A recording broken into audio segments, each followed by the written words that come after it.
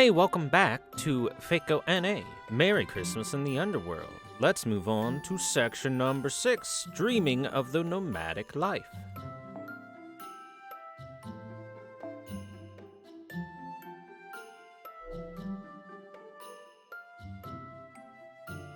Let's just take something single target with us, and Kudu will work.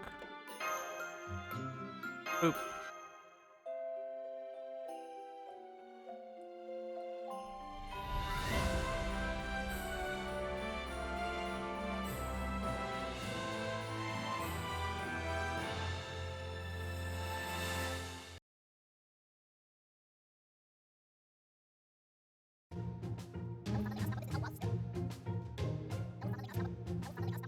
Fast forward. Taiga was the next gate owner. Oh, she has been defeated.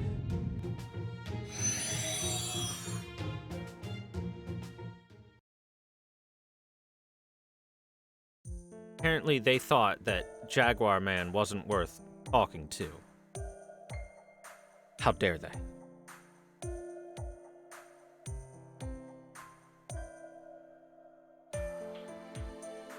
Jaguar warrior. Truly she was a fearsome opponent. Yeah, and a sad one. Next up, the 6th gate. True, I barely understood half of what she was saying, even without the feverish ramblings. Alright then, I think now's a good time for that second Santa illustrated story I promised. And since we're flying to our destination, I believe I'll play a flight attendant this time. Ladies and gentlemen, Flight Xmas 1, bound for the 6th gate, should be touching down in approximately 1 hour.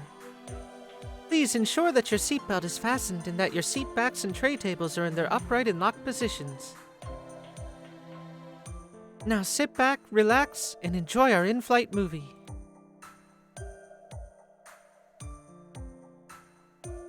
Nowadays, one can travel great distances while comfortably seated and even being treated to a film.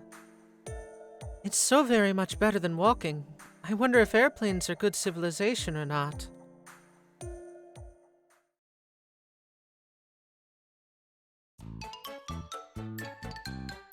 It's time for Gil. And Santa's... Get to know Uruk.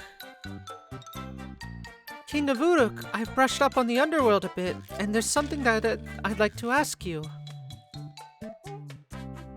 One thing I learned is that the Underworld is home to a god of life. What's that about? Life doesn't seem to be a big part of the Underworld. Does this god help to grow plants? Oh-ho! A most excellent question, Santa. You are correct. There is one rather peculiar god to be found in the Underworld. His name is Dumazid.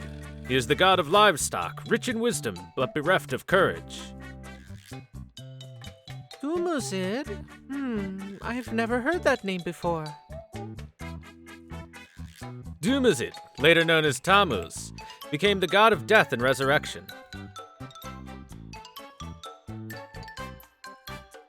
But before I can tell you his story, I must tell you the tale of the greedy goddess. For this man has the great misfortune of being Ishtar's husband.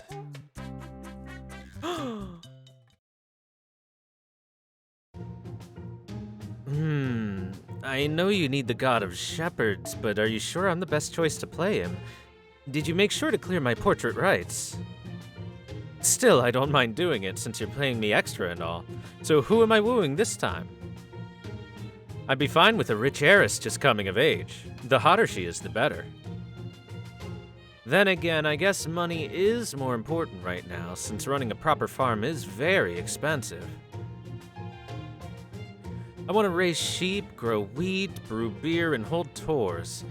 I also have 10 wives, so I'll need a huge house with a separate bedroom for each wife. Yeah, I'll be honest, I'm powerless to resist the allure of wealth and fame.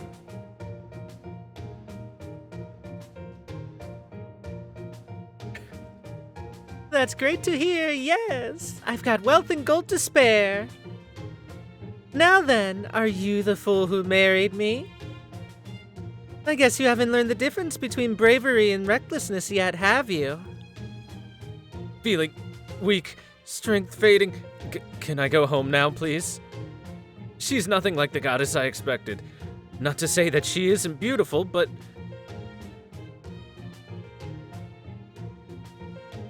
I see, so Dumozid is an idiot. Indeed. I hate to say it, but Dumozid only became a god after acquiring authority. Before that, he was king of Uruk. His reign came between King Lugobanda's and mine. At any rate, Dumozid's greatest weakness was a lust for glory.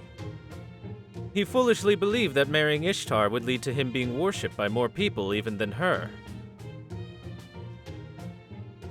So he didn't even love her? How cruel of him. That's something only he knows for sure. But marry they did, at least on paper. As Ishtar's husband, Dumozid gained a position amongst the gods and began whiling away his days in Uruk. Little did he know that Ishtar would shortly cause an incident that would drive everyone mad. Ishtar's descent to the Underworld, the story of Ishtar's defeat at Ereshkigal's hands. After she lost her life in the Underworld, the surface fell into a panic. You see, Ishtar was the goddess of fertility, as she inherited her father's authority over the harvest. So with her suddenly gone, crops were bound to fail. What a pain she is. She causes chaos when she's alive, and even dead she makes no end of trouble. She is, as they say in the human world, the sort we cannot live with nor without. She's basically a fortune stone too powerful for humans to use. At any rate, the wise god Enki resurrected her body using the grass and water of life. However...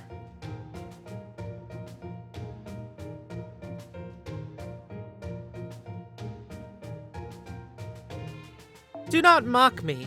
The laws of the Underworld are absolute, and any who break them must be punished. Enki is no exception. As the ruler of the Underworld, I cannot simply let anyone go between here and the surface as they please. Her body may be restored, but her soul remains under my domain. That's not changing no matter what sort of gifts you try to ply me with. The only thing I'll accept is another soul in Ishtar's place. Otherwise, the whole balance of the world will be thrown into chaos.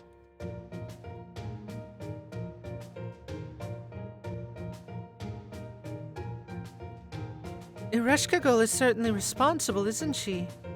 Why can't Ishtar be more responsible with her own life? Believe it or not, that greedy goddess is responsible, at least in her own way. Part of her acutely feels the weight of the responsibility her divinity confers, while another part enjoys it, and yet another respects it. All of that aside, Ereshkigal really had no desire to destroy the surface world. If anything, having Ishtar running around the Underworld was nothing but a nuisance. So the Queen of Curse set the Queen of Heaven free, though only temporarily. Ishtar wasted no time making her way to the surface, where she ran hither and thither to find a soul to take her place.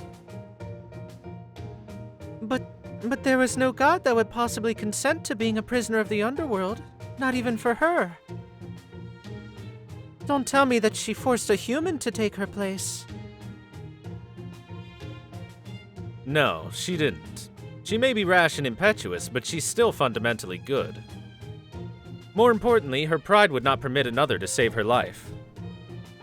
So until, and unless, someone gladly volunteered to give her their soul of their own volition, she would never let someone else take her place. Furthermore, her sacred prostitutes were the only ones who were truly willing to trade their lives for hers. And not even Ishtar would willingly sacrifice one of her own servants. Thus, Ishtar resigned herself to her fate and headed back to the Underworld, but not before making one final stop at her city, Uruk. There, she saw her husband mourning the loss of his wife.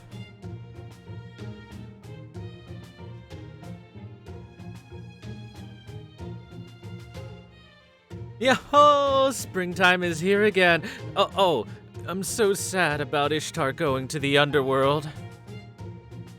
Go on, everyone. Eat, drink, and be merry. There's never been a better time to celebrate. You're looking at the new patron deity of Uruk.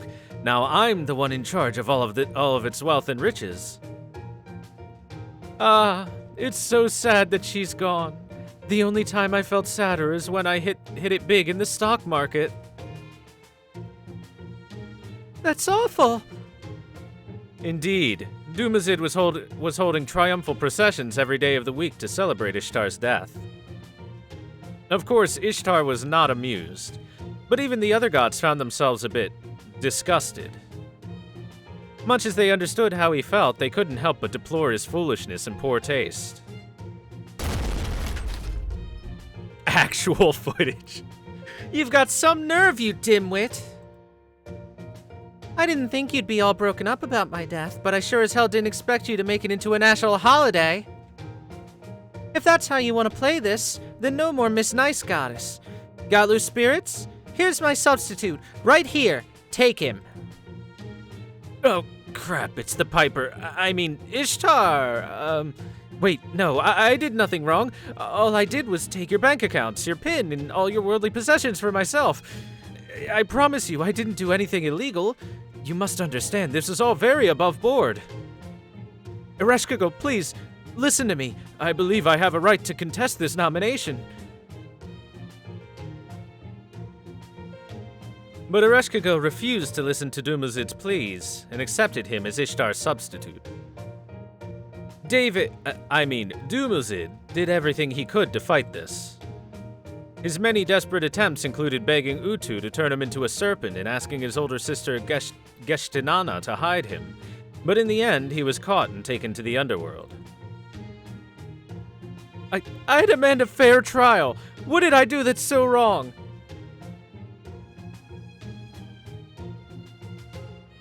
Nothing, and that is the problem. Had you just mourned for Ishtar, things may have been different, but... Why would I waste my time on that? If one patron god dies, another has to take their place as soon as possible, or the economy goes kaput. This isn't over, you know. I'll be back for an appeal!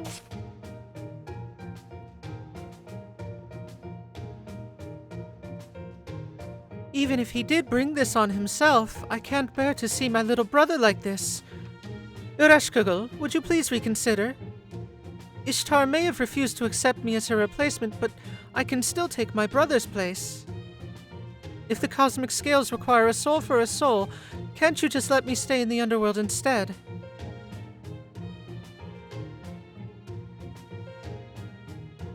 Geshtinana, I can't believe that you'd go that far just to help that worthless good-for-nothing.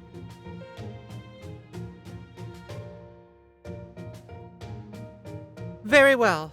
Out of respect for your devotion, I will give Dumazid the same sentence I did Nurgle. If he is willing to leave half of his authority here, I will permit you to take your brother's place for half of every year.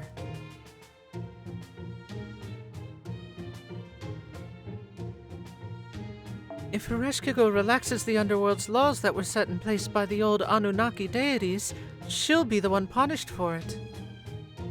She knows that, and yet she's still willing to show mercy. Never mind how hard it must be for her being saddled with the Underworld all by herself. You have my deepest thanks, Ereshkigal. I hereby swear that I shall attend to your every need during my time in the Underworld. I know that grapevines do not grow here, but I'm sure that I can at least bring you their scent. Geshtinana. Hey there. Sorry to interrupt your moment, but I think I'm gonna bounce. I got stuff to do on the surface, sis. Oh, and I'm gonna take the water of life with me, so in exchange I'll leave this authority behind.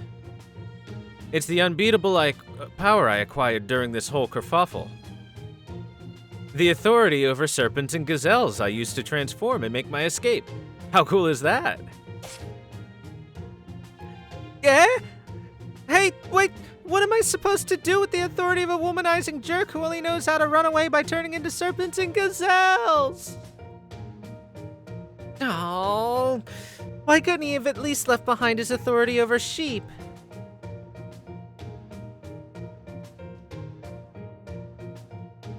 And thus Dumazid returned to the surface as the god of resurrection, and was thereafter worshipped as the ruler of death and rebirth. No doubt it was the most humiliating and disastrous experience for him. King of Uruk, there's still one thing that I don't understand. Both Nurgle and Dumuzid returned to the surface, which means there must be a way to get back. So why did Ereshkigal stay in the Underworld? In Sumerian myth, did she truly stay in the Underworld all of her life, without ever once going to the surface? That would basically make her a prisoner. It would be like spending eternity inside of a stone chamber.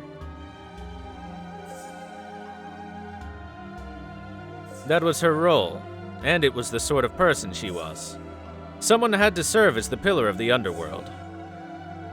If she were ever to venture to the surface, the Underworld as we know it would be destroyed. For better or worse, she cared for the Underworld far more than necessary. She trusted her love more than her desires. Thanks to her devotion, Uruk's Underworld remained peaceful and orderly.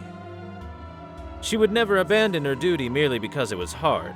That was the greatest authority she possessed. Do you understand, Santa? She was the only one who could manage the great feat of ruling the Underworld in all its frigidity.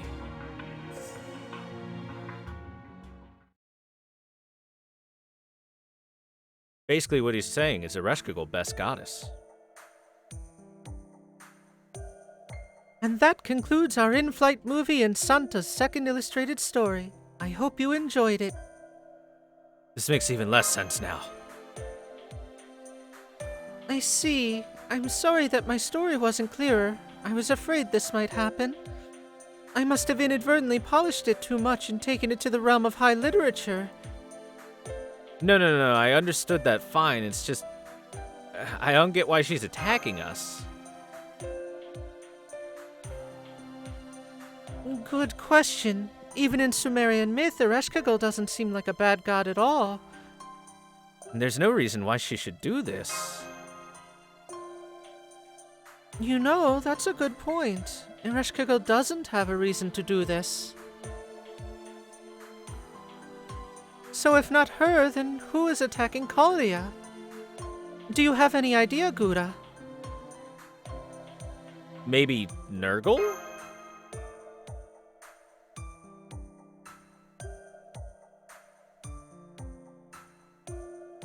Well done. That is the logical conclusion to this story, after all, since it concerns who gets to rule the Underworld. Ah, Master, down there! There's another servant of the same type as me in front of the 6th gate.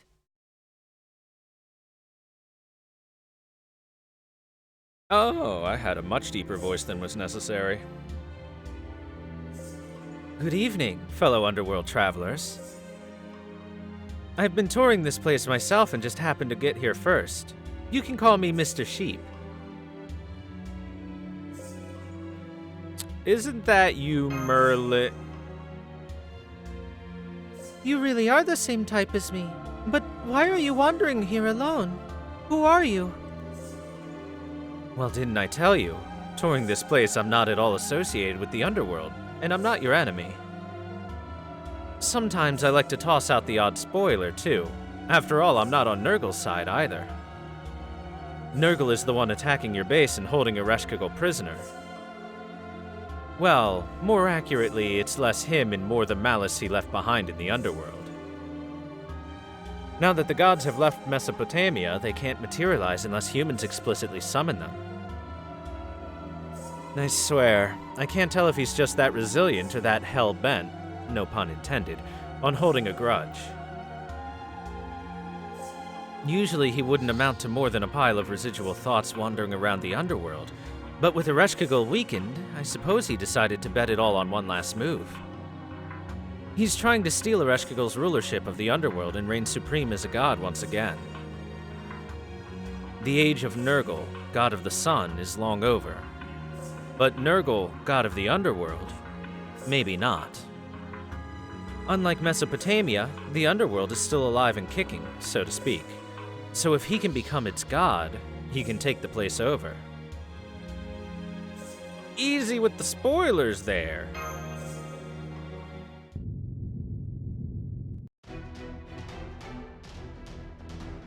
This rumbling is coming from nearby.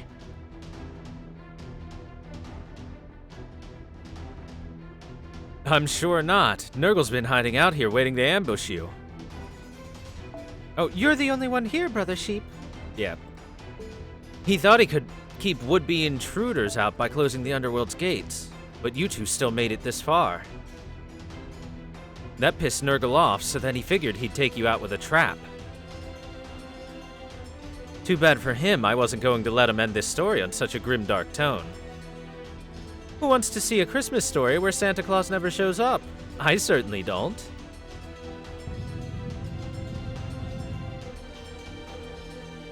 Cursed incubus, how dare you interfere? As if Santa Claus wasn't bad enough. How did you learn of my plan? It should be impossible for anyone outside of the Abyss to know what transpires there. Oh, that? Trade secret. Let's just say I know more little birdies than you might think. You really let your greed get the better of you this time, Nurgle. Even if you do become king of the Underworld now, what do you think's going to happen? Are you really that ticked off about losing to a girl? If you'd only bided your time and waited for Ereshkigal to fade away, there would have been no one leaking your secret plans. What do you know, you uncouth peeping nightmare? Let's see how much you can chatter on after I've killed you and your little friends. Whoops, it seems I've gone and poked the bear. Looks like we're just gonna have to fight.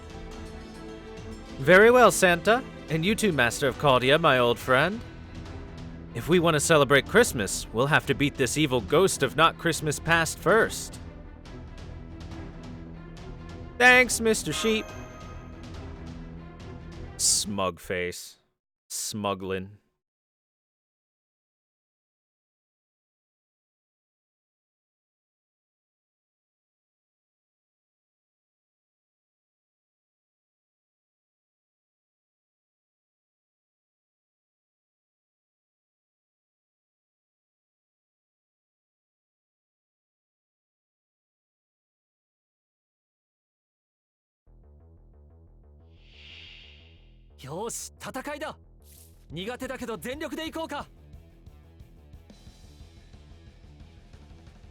Oh, he only has one skill as a support. Nani?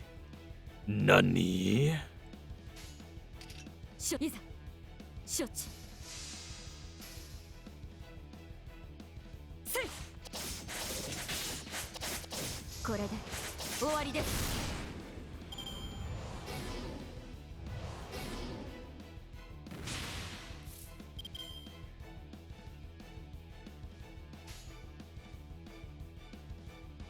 敵確認そうだね Level 80 Merlin with only one skill. I know, right?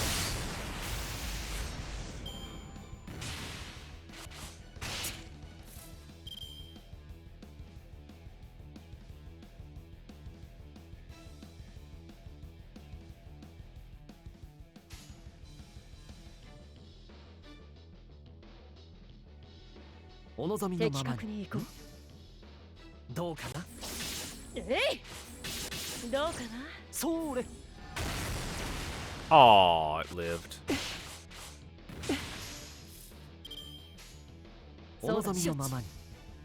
Mr. Sheep clearly doesn't want to work very hard right now.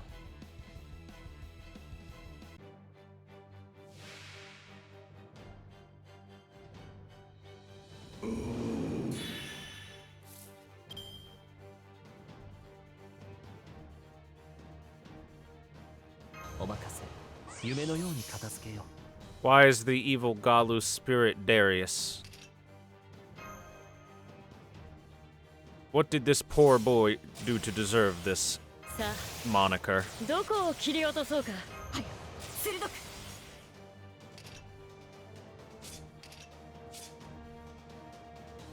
さあどこを切り落とそうかさあどこを切り落とそうかはい鋭く In case he happens to live. Oh wait, I already did that. Whoops. Oh well. 我が視線のきらめき受けるがよいそうだね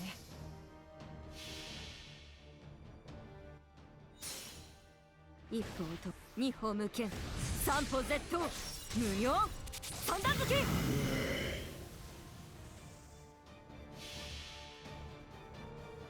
呼び起こすは星の息吹。人と共に歩もう。僕は故にエヌマ・エリシュ。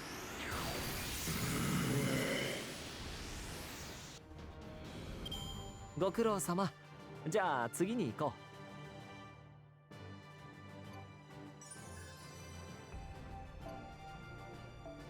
We did it, chat. We saved Crimbus. Because there's no way he'll be able to survive that and continue the story for more time. Wait, never mind. Ah! I was so close! No!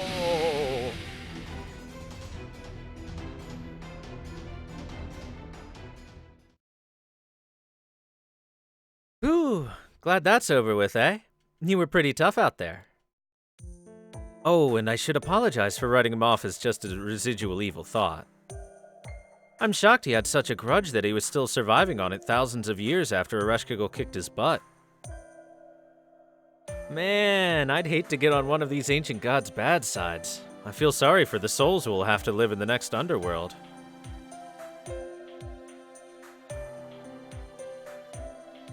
I am grateful for your help, Brother Sheep. Now, could you please explain something to me? Since we just defeated the Mastermind, does this mean the attack on Caldia will stop? Nope.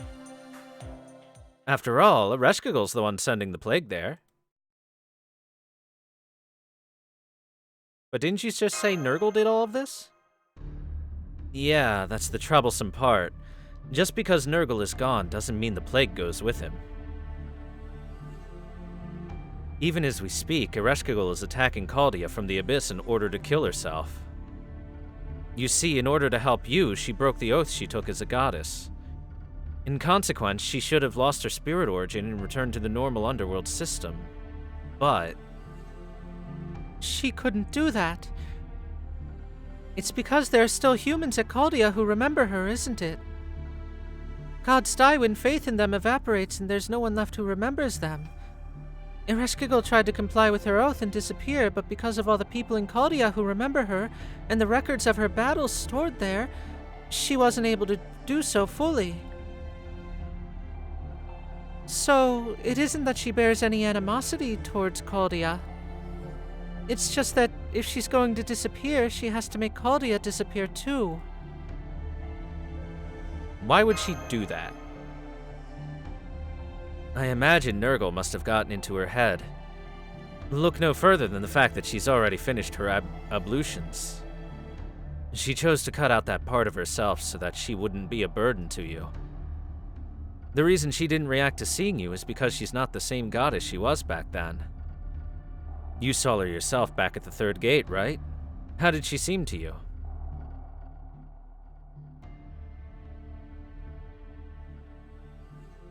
Cute. Didn't seem any different, but I guess I'll keep that to myself. Now that she's not under the influence of a human avatar, she's the cold-blooded queen of Kur that the myths made her out to be. The problem is that Ereshkigal never much liked her true self's sense of responsibility. After she got rid of her memories of what happened back then and returned to being the same goddess she was before, she couldn't stand the thought of letting herself off the hook just by forgetting about you. Now that Ereshkigal knows about the outside world, her heart is shaking the foundations of the Underworld. Ereshkigal decided that leaving the Underworld in this state was too dangerous, and so too, she thought, was this version of herself. So she tried to erase her own existence and leave Nurgle in charge. As we speak, she's bathing in the pure water of the Abyss in an attempt to dissolve herself. She thinks that's the best way for her to take responsibility. I swear, is that depressing enough for you? Then again, I should have realized that breaking the goddess's oath would end this way. If only she could have disappeared on her own and spared the rest of us all this trouble. Well, you haven't changed a bit, Mr. Sheep. You bet. You know me. I'm always 2 steps ahead. Individual resolve and personal dignity can be nourishing for the soul, but that in itself isn't really enough to get me motivated to help out. Which is why this is your call to make, Gouda. If you want to save Caldia, you'll have to defeat the Queen of Kur. But if you let Ereshkigal disappear, you'll be playing right into Nurgle's hands, and I really don't think you want him ruling the Underworld in her place. Souls would suffer and disappear, the air would go stagnant, maggots, flies, and decay would spread everywhere. In the end, the whole Underworld would be nothing more than a graveyard.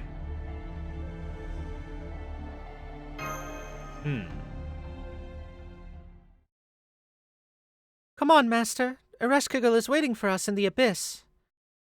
I have presents to deliver, and you have to save Caldia. That's why we've come this far.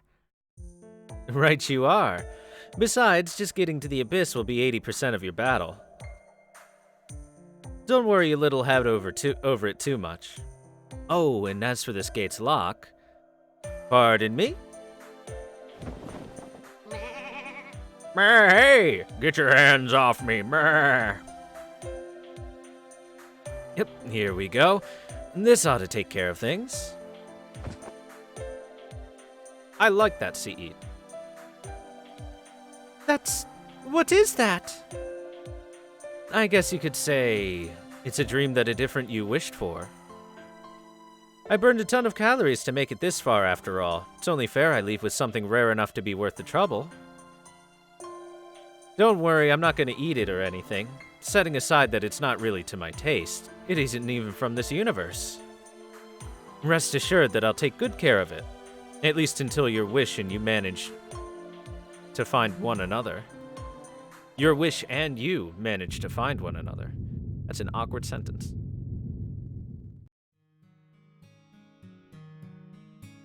Okay, Santa Claus et al. It looks like this is goodbye. Did you enjoy this? I certainly did. But don't let your guard down. You'll be up against what is arguably your most terrifying foe yet at the 7th gate. Someone who belongs to neither the Ereshkigal side nor the Nurgle side.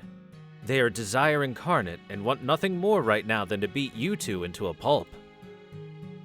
It'd be safe to call this foe the greatest demon Mesopotamia ever encountered. Be ready to make the leap, and to be disappointed. The greatest demon? Could it be the other pillar of the Underworld? Dumazid? Sire, demon... Ah, my head. Now that I've fanned the flames, I think I'll take my leave. Farewell, Gouda of Caldia. Next time, come see me directly. Hopefully that future will be one that brings hope to the far reaches of the land. Thanks for the spoilers, Merlin. See you later.